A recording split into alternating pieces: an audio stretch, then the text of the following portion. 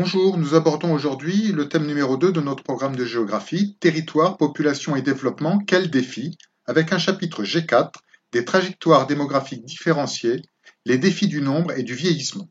Introduction. En 2050, d'après un rapport de l'ONU, la population mondiale devrait approcher les 10 milliards.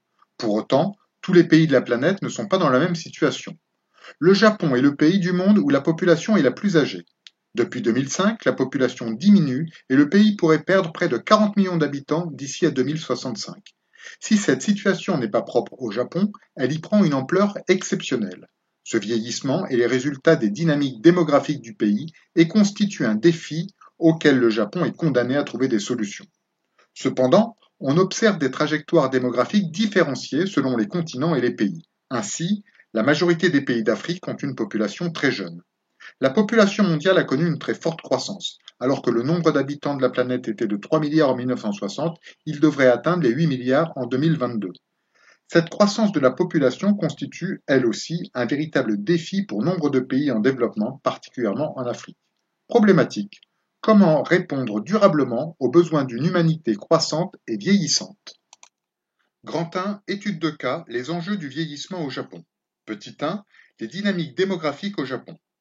La population japonaise devrait fortement diminuer, passant de 126 millions d'habitants en 2018 à 88 millions en 2065, soit une baisse de près de 40 millions d'habitants en moins de 50 ans. Dans le même temps, la part des plus de 65 ans dans la population totale va augmenter, tandis que celle des moins de 14 ans et surtout celle des 15-64 ans va baisser. Plusieurs facteurs démographiques expliquent ces évolutions. Le taux de fécondité est de 1,4 enfants par femme alors qu'il en faudrait au moins 2,1 pour renouveler les générations. Ainsi, l'accroissement naturel est négatif, les décès étant largement supérieurs aux naissances. Dans les années à venir, la population va davantage se concentrer dans la mégalopole, Tokyo, Osaka, tandis que près de 900 communes de province, notamment du nord du Japon, seront en voie de désertification. Cette désertification de nombreuses communes s'explique par la diminution de leur population féminine âgée de 20 à 39 ans, c'est-à-dire en âge de procréer. Cette baisse devrait se poursuivre au moins jusqu'en 2040 d'après les projections. Petit 2, les défis du vieillissement. Ce vieillissement de la population constitue un frein au développement économique du Japon, dans la mesure où il a un coût particulièrement élevé en matière de protection sociale et de retraite. La population active, qui représentait près de 66 millions de personnes en 2013, devrait chuter à 38 millions en 2030. Ainsi, le Japon ne compte pas moins d'un habitant âgé de 65 ans et plus pour deux habitants âgés de 20 à 64 ans, autrement dit, un retraité pour deux actifs. En 2050, ce rapport devrait avoisiner les 8 pour 10. Dans ce contexte, un retraité sur trois travaille au Japon, d'abord par obligation, dans la mesure où un salarié qui part à la retraite à l'âge légal, soit 60 ans, ne touchera sa première pension qu'au bout de 5 ans. Pour vivre, il doit donc continuer à travailler, mais son employeur lui fera signer un nouveau contrat avec un salaire diminué d'un tiers à la moitié. D'autres seniors continuent à travailler pour ne pas rester chez eux. Le travail leur permet de rester intégrés à la société.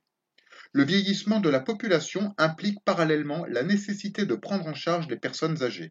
Ainsi se développe une économie du vieillissement qui favorise la création d'emplois dans les maisons de retraite et pour le développement de nouveaux services. Près d'un quart de la population active pourrait travailler dans le secteur des services aux seniors et des soins médicaux en 2050.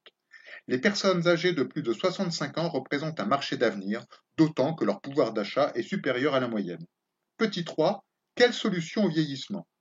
En 2016, lors du renouvellement de son mandat à la tête du Parti libéral-démocrate, l'actuel Premier ministre du Japon, Shinzo Abe, avait affirmé qu'il agirait pour favoriser la fécondité. Pourtant, près de 4 ans plus tard, la natalité est toujours aussi faible au Japon. Face à la baisse de la population active, le gouvernement japonais s'était également engagé à favoriser le travail des femmes. Alors que plus de 2,6 millions de Japonaises ne demandent qu'à travailler, elles ne trouvent que des postes sans responsabilité et souvent à temps partiel. Pire, elles sont généralement poussées vers la porte par leur employeur après leur premier enfant. Quant à la solution du développement du travail des seniors, nous avons vu qu'il était déjà largement répandu. Autre solution possible, ouvrir le pays à l'immigration. Le sujet est loin de faire l'unanimité alors que le gouvernement a décidé le 1er avril 2019 d'ouvrir le pays aux travailleurs étrangers peu ou moyennement qualifiés.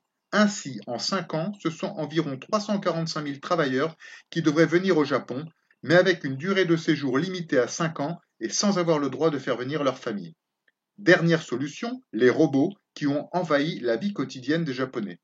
Pour compenser la pénurie de main-d'œuvre, le ministère japonais de l'économie et du commerce mise à fond sur l'industrie robotique. On prévoit que le marché sera multiplié par 10 d'ici à 2035. Grand 2, des trajectoires démographiques différenciées, les défis du nombre et du vieillissement. Petit 1, une population qui augmente. La population mondiale augmente rapidement depuis plus de 2 siècles. La Terre comptait 1 milliard d'habitants en 1800, 2 milliards en 1927, puis la croissance s'est accélérée. Ainsi, en 1960, nous étions 3 milliards et nous devrions atteindre les 8 milliards vers 2023, puis les 10 milliards vers 2050. Toutefois, la croissance démographique tend à ralentir depuis 2010.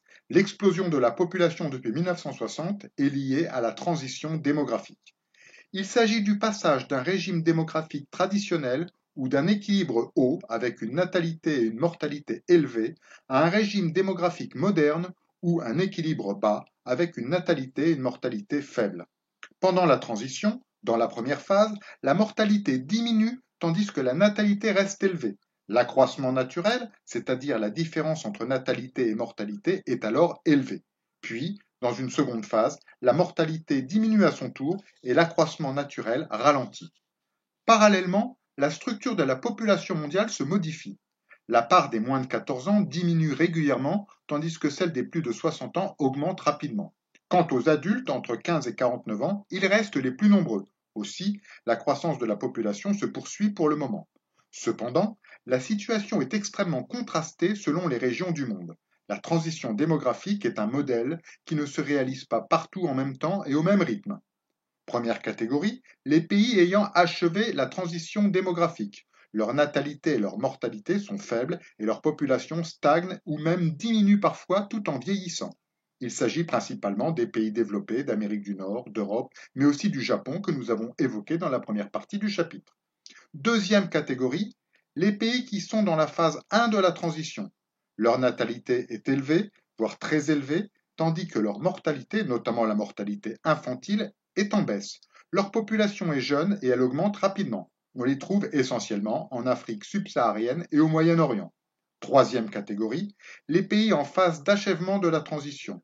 Après la mortalité, la natalité diminue à son tour et la croissance de leur population ralentit. On les trouve principalement en Amérique latine et en Afrique du Nord ou en Asie du Sud. Petit 2, faire face aux défis démographiques. Petit a, les pays en développement et le défi du nombre. Actuellement, environ 3 milliards d'êtres humains sont dans l'incapacité de satisfaire leurs besoins élémentaires, c'est-à-dire d'accéder à l'eau, à l'alimentation, à la santé et à l'éducation. Si la pauvreté a reculé depuis 30 ans, près de 750 millions de personnes vivent en dessous du seuil international de pauvreté qui est de 1,90 $ par jour, particulièrement en Asie du Sud et en Afrique subsaharienne. Cela d'autant plus que les pays où la natalité reste élevée ont les plus grandes difficultés à satisfaire les besoins d'une population en forte croissance. Ainsi, par exemple, en République démocratique du Congo, près de 7 millions d'enfants âgés de 5 à 17 ans ne sont pas scolarisés, dont la moitié des filles. L'un des enjeux principaux pour les pays en développement, et particulièrement pour les pays les moins avancés, est la maîtrise des naissances. Aussi, de nombreux États, comme le Sénégal ou l'Inde, ont essayé de limiter les naissances par la mise en œuvre du planning familial, c'est-à-dire en mobilisant l'ensemble des moyens contribuant à permettre un contrôle des naissances, particulièrement l'éducation des filles et l'accès à la contraception. Petit b, les pays développés et la Chine et le défi du vieillissement. La population mondiale est déjà en phase de vieillissement généralisé et le phénomène concerne principalement les pays développés d'Europe, d'Amérique du Nord, du Japon, mais aussi de la Chine. Ainsi, ces pays, comme ici la Russie, mettent en place des politiques pour favoriser la natalité, allocations familiales, avantages fiscaux, aide aux familles nombreuses.